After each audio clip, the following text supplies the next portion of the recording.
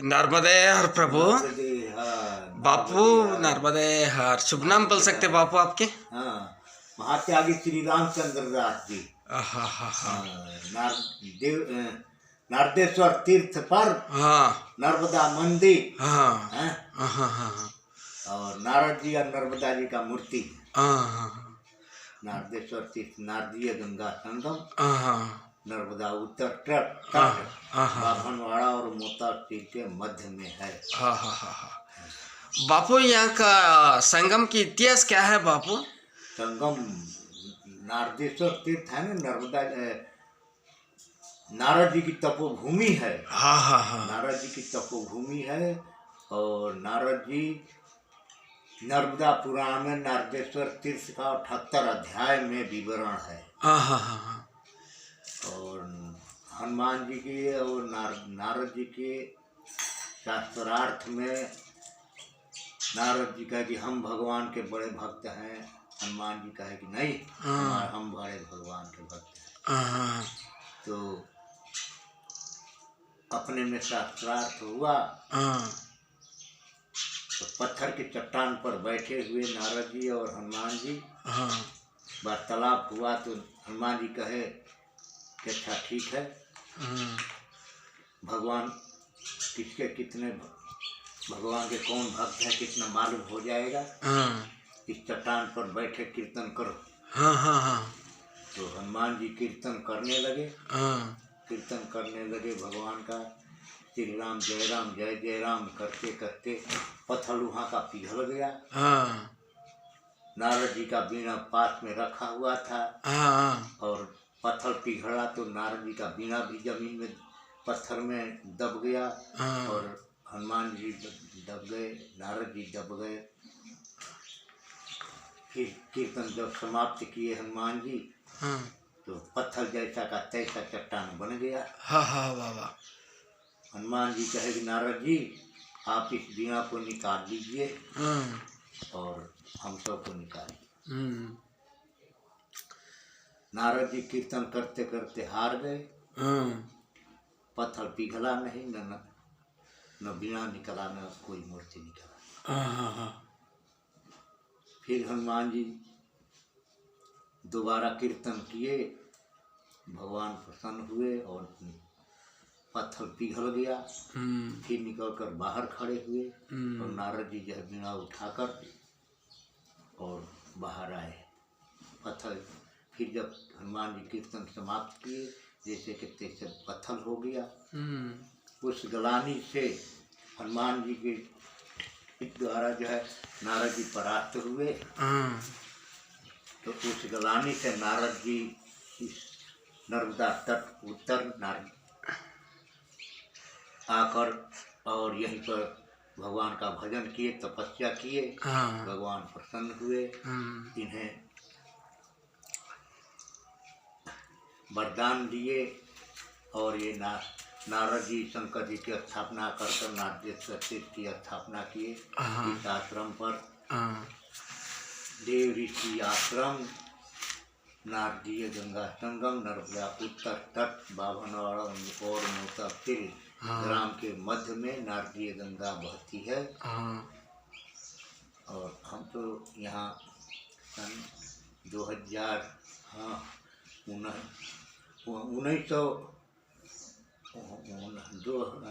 1989 में यहाँ आए हुए थे। 99 में आए थे परिक्रमा करने। और तब से जो है परिक्रमा करके फिर यहीं पर रहकर नारदेश्वर तीर्थ का पुनर्उद्धार किया गया। नारदेश्वर तीर्थ स्थापित हुआ, नर्मदा मंदिर बना, धर्मशाला बना और धूनी घर है। नर्मदा परिक्रमा वासियों के अनक्षेत्र के द्वारा जो है सेवा किया जाता है। जो जैसा आता है उसकी जो है यथोचित सेवा किया जाता है। यहाँ पर जब से आए तब तक 16 यज्ञ भी हुआ है। अग्निदेव स्थापित है। अग्निदेव पुराण में जो है, नर्मदा पुराण में है कि अग्निदेव यह साक्षात विराजमान है। उनको प्रसन्न करने के लिए अग्निहोत्र इत्यादि जो है किया जाता है। नित्य प्रति जो है हम भी 1:30-2 बजे नित्य प्रति जगते हैं। स्नान करने के बाद चाय बनता है, खीर बनता है और हवन सामग्री के द्वारा हवन, घी के द्वारा हवन, खीर के द्वारा हवन किया जाता है। अग्नि देवता को प्रसन्न किया जाता है। नर्मदा पुराण में इसका विख्यात है। बापू आप परिक्रमा करें ना, आपका अनुभव में थोड़ा लोगों के कल्याण के लिए। लोगों का कल्याण क्या जो है, नर्मदा जी की परिक्रमा गृहस्थों के लिए नहीं है। ये तो नर्मदा तटे तपः कुर्यात् शास्त्रों में दिया गया है। तपस्या करने के लिए, अनुष्ठान करने के लिए, भगवान का भजन करने के लिए बताया गया है। और नर्मदा जी साक्षात अन्नपूर्णा है, जो जैसा जो है परिक्रमा भावना मन में भावना लेकर करता है उसको सभी पूर्ति करती है। और साक्षात मार्ग दिखाते हुए चलती है नर्मदा जी। वाह वाह। किसी न किसी वेश में जो है, बच्चे के वेश में, लड़की के वेश में, आदमी के वेश में, किसी न किसी वेश में कोई भूला भटका व्यक्ति को रास्ता दिखा देती और ले चलती है। किसी प्रकार की परेशानी में तकलीफ नहीं होता है। हाँ? और नर्मदा जी तो साक्षात अन्नपूर्णा है। सब प्रकार के सुख संपत्ति वैभव इत्यादि से संपन्न रखती है। इसलिए जो है किसी प्रकार की परेशानी नहीं, मन में तकलीफ नहीं। नर्मदा जी, गंगा जी ज्ञानदायिनी है, सरजू जी स्वरूपदायिनी है, जमुना जी भक्तिदायिनी है। लेकिन नर्मदा जी ये तीनों भगवान के भक्ति प्रदान करने वाली, किसी न किसी रूप में संत महात्मा आकर उपदेश कर देते हैं। हैं, गुरु रूप में उपदेश करते हैं। ज्ञान की आवश्यकता है उस व्यक्ति को तो ज्ञान प्रदान करती है। भक्ति की इच्छा है तो भक्ति प्रदान करती है। भगवान के स्वरूप में मिला देती है उपदेश करा करके। कर्मकांड की आवश्यकता है तो गुरु कोई मिला देती है, उसको कर्मकांड सिखा देती है। तो इसलिए सब देने वाली है, स्वरूप भी देने वाली है। तो नर्मदा जी जो है शिव पुत्री कही जाती है, मेकअप सुता कही जाती है। शंकर जी के स्वरूप से प्रकट हुई है, इसलिए सब कुछ देने वाली है। शंकर जी तो भगवान के भक्ति के भंडारी हैं। हाँ, सही बात है। तो इसलिए उनकी पुत्री भी जो वैसे ही जो है ज्ञान, मोक्ष और भक्ति प्रदान करने वाली है। नर्मदा नाम है, मद को तोड़ने वाली है। किसी की मद रहने नहीं देती है, अहंकार किसी के रहने नहीं देती है और अहंकार नष्ट करके भक्ति प्रदान कर देती है। बापू अब 1 मिनट बापू। धर्म क्या बताया जाए, सनातन धर्म। सनातन धर्म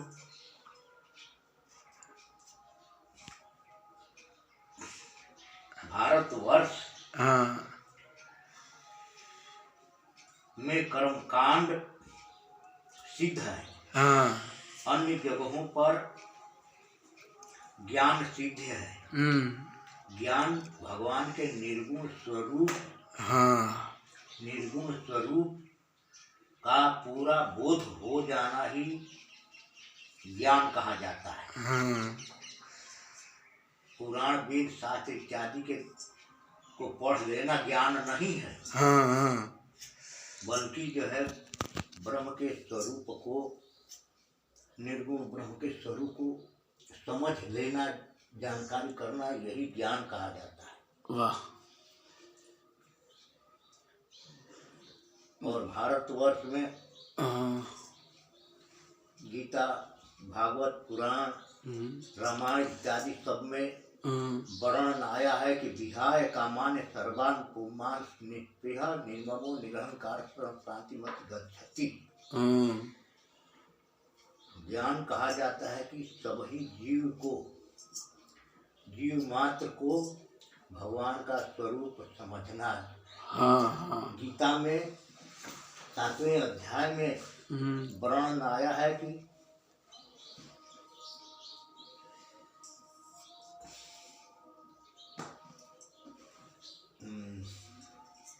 बहुनाम जन्म नामन्ते ज्ञानवान वा प्रपद्यन्ते वासुदेव सर्वमिति सर्वमात्मा सदुर्लभः।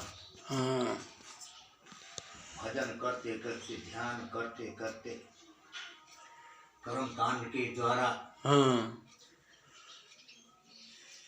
सब प्रकार से जब जीव के अंदर अहंकार ममत्व समाप्त हो जाता है, हाँ भगवान का भजन करते करते सब जीवों में एक भाव समानता आ जाती है, एक भगवान का ही स्वरूप सभी जीवों को मानने लगता है। वाह। यह ज्ञान जीव के अंदर प्रकट हो जाना सब वासुदेव का ही स्वरूप मानता है। वाह। वासुदेव स्वरूप हो जाता है। उसी को रामायण में तुलसीदास जी ने भी लिखा है।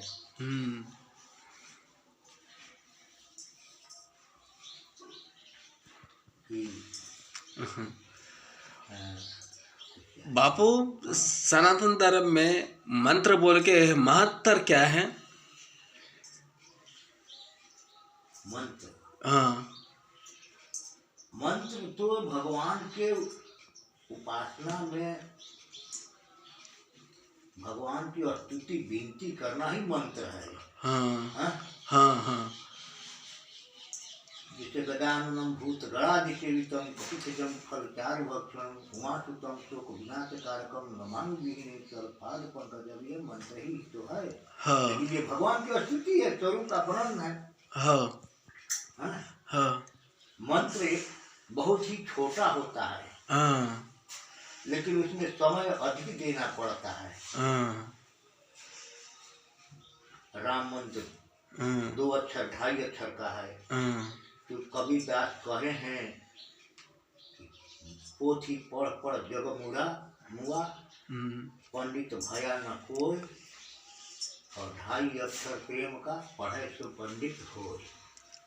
पंडित यानी ज्ञानवान, विद्वान, जिस विषय का पूरा उसको सांगोपांग ज्ञान है, वो उस पंडित उस विषय का पूरा पंडित है, यानी विद्वान है, ज्ञानी है। हाँ? तो मंत्र तो बिल्कुल छोटा होता है। सभी मंत्रों में नमः शक्ति दिया गया है। नमः शक्ति यानी नम्रता पूर्वक, सबके सामने जो है नम्र हो जाना। उस मंत्र का जो है, उस मंत्र का अभ्यास करते करते करते उस जीव के अंदर अहंकार समाप्त हो गया, नम्रता भाव आ गया। तब उस मंत्र का जो है प्रभाव उसको दिखाई देगा। वाह। देवी के मंत्र में ह्रीं 2.5 अक्षर का है। राम मंत्र में राम मंत्र 2.5 अक्षर का है। विष्णु मंत्र में सब 2.5 अक्षर का है। सभी मंत्र ही जो है का बीज मंत्र 2.5 अक्षर का है।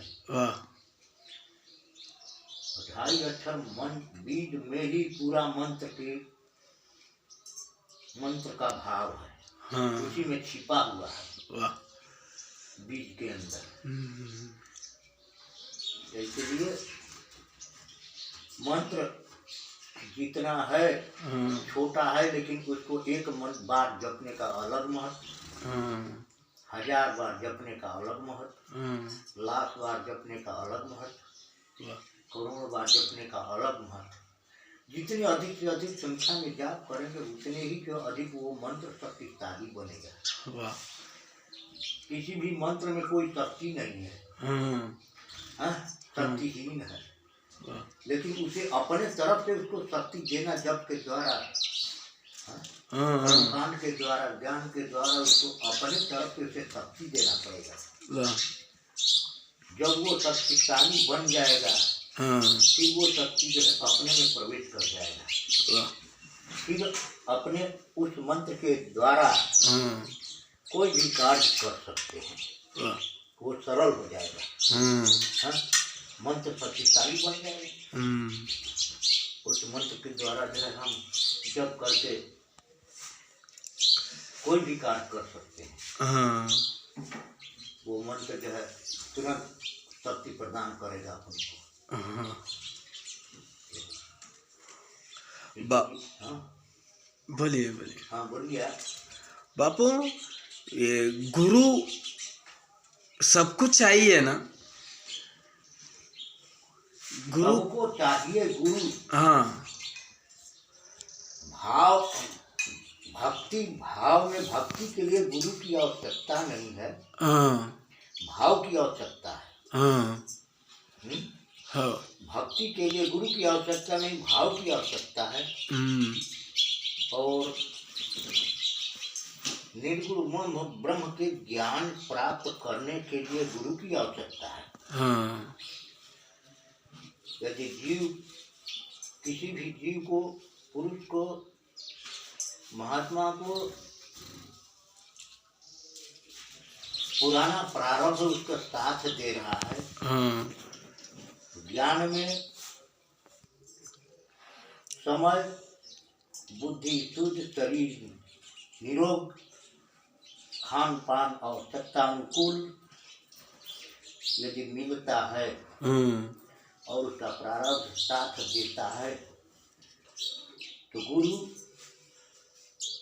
परिपक्व गुरु उस जीव को इशारा मात्र से थोड़े समय में ही ज्ञान प्राप्त प्रदान कर देते हैं। वाह जैसा गुरु बताएंगे वैसा उसकी बुद्धि काम करके और तुरंत उस ब्रह्म का जो है स्वरूप प्राप्त कर लेगा, दर्शन कर लेगा। वाह लेकिन भक्ति भाव भक्ति प्राप्त करने के लिए उसे भाव की आवश्यकता है।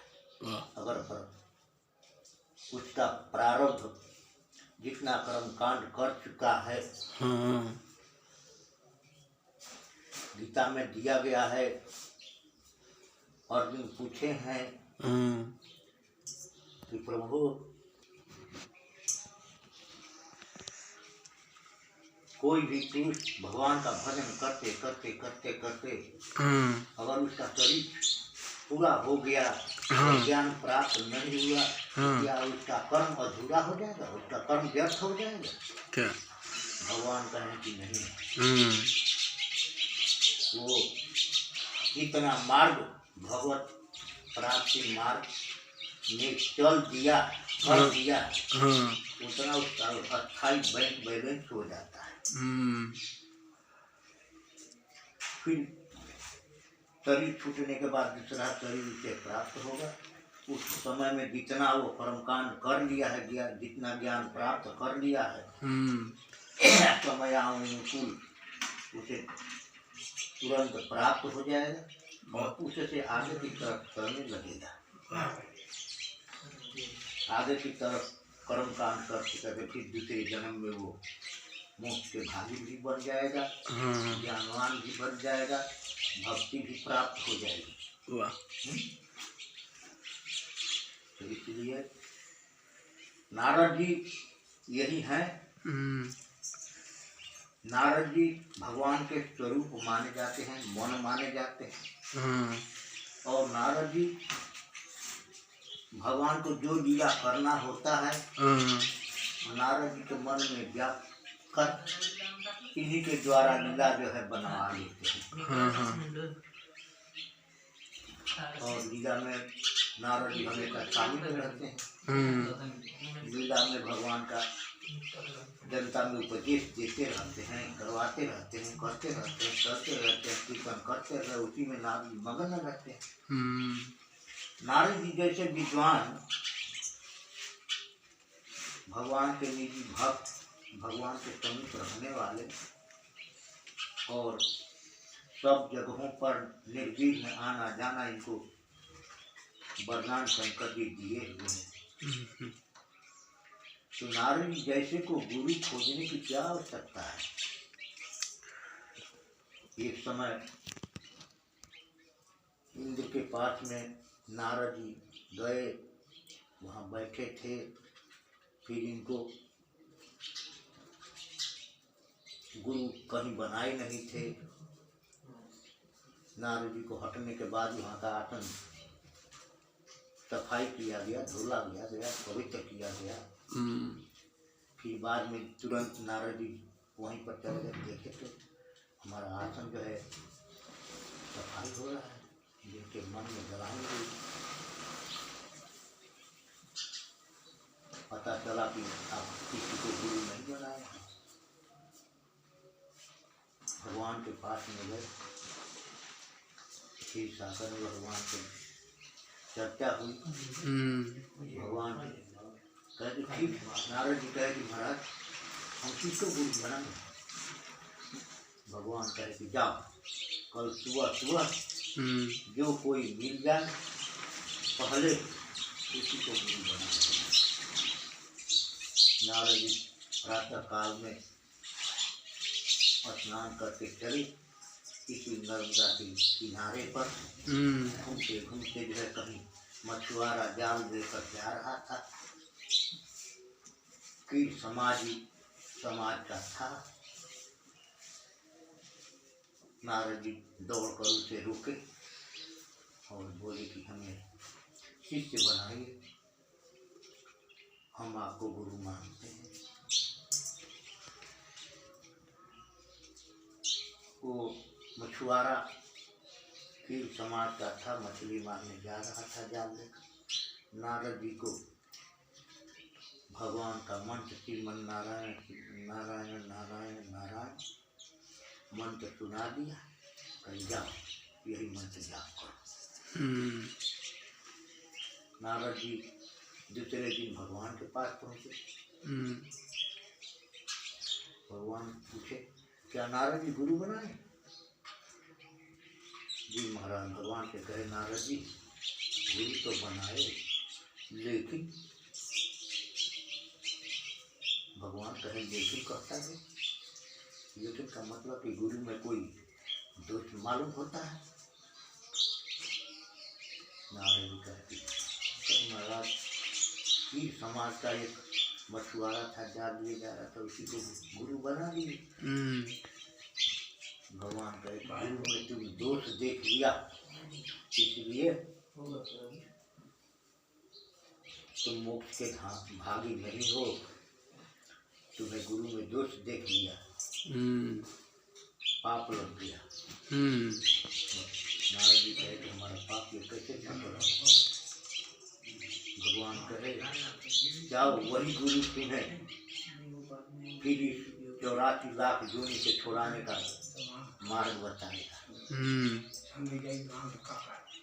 दूसरे दिन फिर नारद जी उसी जगह पर पहुँचे तो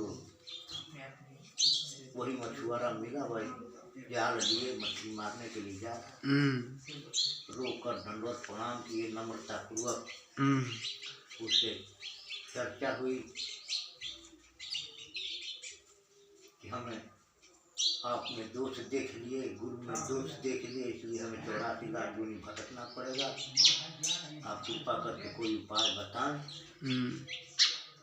मछुआरा जाल लेकर फैला दिया और कहा कि इसी पर लौट जाओ, तो इसके लौटने से हमारा 84 छूट जाएगा। मछुआरा कहा कि यह भी तो भगवान का ही बनाया हुआ है। 84 लाख जोनी और 84 लाख इसमें जाल में छेद है, इस पर लौट जाओ। जब हमें तुम गुरु मानते हो तो हम कहते हैं तुम्हारा मोक्ष 84 लाख जोनी छूट जाएगी, इसी पर लौट जाओ। तुरंत जो है वो नारद जी उसी जाल पर लौट गए, इधर उधर घूम गए। 84 लाख जोनी गुरु के वचन के द्वारा उनका मिट गया। तो भक्ति में भाव की आवश्यकता है और ज्ञान में गुरु की आवश्यकता है। भक्ति में गुरु की आवश्यकता नहीं, भाव रहेगा तो गुरु तो जो है एक भौतिक शरीर पवित्र करने के लिए गुरु की आवश्यकता है। वाह, हाँ, सही बात है। आपको मानव जीवन की सार्थकता के लिए, कल्याण के लिए एक और जो है दृष्टांत है कि समुद्र मंथन के बाद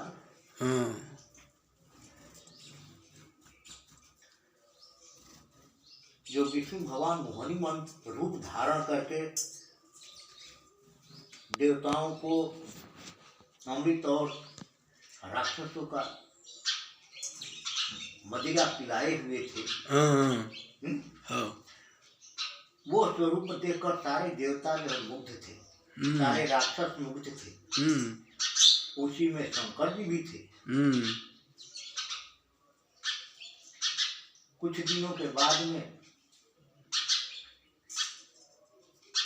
शंकर जी विष्णु भगवान के पास गए, कहे महाराज जो आपका वो मोहिनी स्वरूप था उसे हमें दर्शन करा दें। फिर भगवान कहते स्वरूप का जो है दर्शन नहीं कर पाते। नहीं, आप कृपा करिए, हम आपके भक्त हैं, हमारे पास कृपा करके बताओ। तो भगवान उसी समय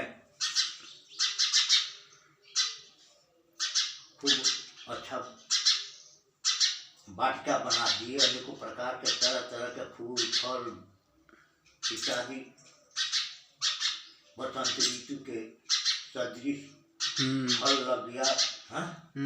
वाटिका बन गया लंबा चौड़ा। उसी को शंकर जी देखने लगे और भगवान तुरंत उसी में अपना मोहिनी रूप स्वरूप धारण करके और इधर उधर गेंद उछालती हुई अप्सरा के रूप में दिखाई दी। तुरंत शंकर जी उस अप्सरा को देखकर, स्वरूप को देख करके ही मोहित हो गए और मोहित होकर के उसके पीछे दौड़ने लगे, पीछे कामासक्त हो गए और दौड़ कर उसको पकड़ने की चेष्टा की। भगवान इधर उधर उछलते कूदते फांदते हुए, तब तक भगवान शंकर जी उसको पकड़े और तुरंत विष्णु भगवान अंतर ध्यान हो गए। उसी समय शंकर जी का वीर्य स्खलित हुआ। उनका वीर्य स्खलित होने पर तुरंत ब्रह्मा जी उसको जो है बांस के चोंगा बनाकर उसमें रोक लिए। रोकने के बाद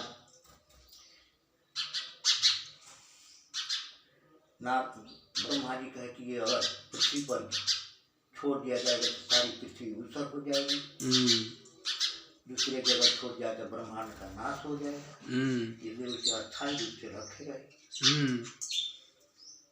अस्थायी रूप से रखे समय आने पर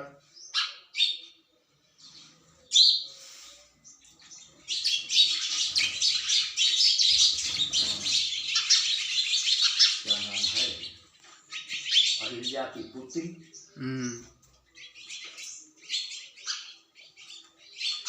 अंजनी, हनुमान जी की माता किष्किंधा में तपस्या कर रही थी। अंजनी पर्वत वहाँ है, वहाँ तपस्या कर रही थी। ब्रह्मा विष्णु महेश तीनों देवता कहते इसको बीज को स्थापित किया जाए। तो बीज ब्रह्मा जी कितने कथा आता है, उस बीज को ढोने वाले पवन देव भी थे, उस बीज को लेकर के शंकर जी भी थे, उस बीज को लेकर ब्रह्मा जी भी थे। कई कथाएं आती है तरह तरह की। उस कथा के द्वारा उस देवी को वहाँ पहुँचाया गया किष्किंधा में। उसी समय